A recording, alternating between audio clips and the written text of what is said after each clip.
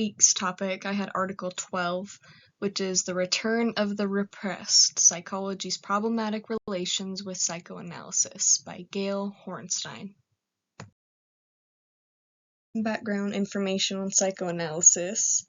I thought I'd describe what it is and why it's important. Psychoanalysis was a new approach using older theoretical concepts, which psychology had previously tried to move away from. It was a study of the unconscious, which tried to find causes of mental illness, how to help mental illness, and it was psychologically based. Freud was a big influencer of psychoanalysis. He introduced ideas of free association, which is essentially you talk about whatever comes to mind in hopes that unconscious thoughts might surface. And it started gaining popularity and heat when introduced to the public's eye and imagination. There are many criticisms of psychoanalysis. The first real question or debate was defining what science was. And essentially, that was psychology versus psychoanalysis, or objective versus subjective. At the time, psychology was using experimental tactics, such as methods, variables, new measurements, devices, tests, etc., and it was scientifically based research. They believed that psychoanalysis was another kind of mind cure, because it wasn't scientifically based, but more of a therapeutic approach. This caused conflicts of psychology's image, credit, it affected grants, and overall popularity. So instead of attacking psychoanalysis, psychologists tried to put it to the test.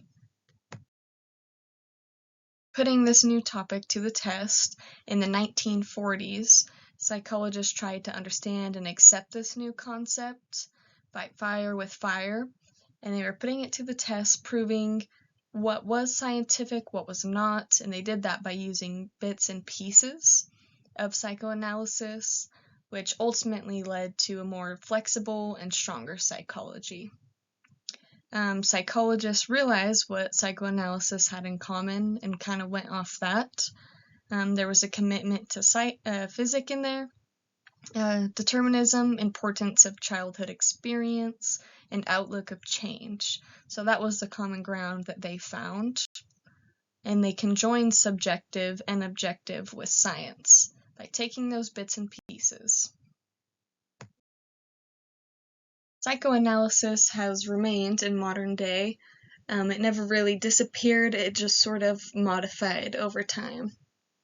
And again, Freud brought popularity, but over time his research has shown to have little empirical support, and he's been challenged on many topics.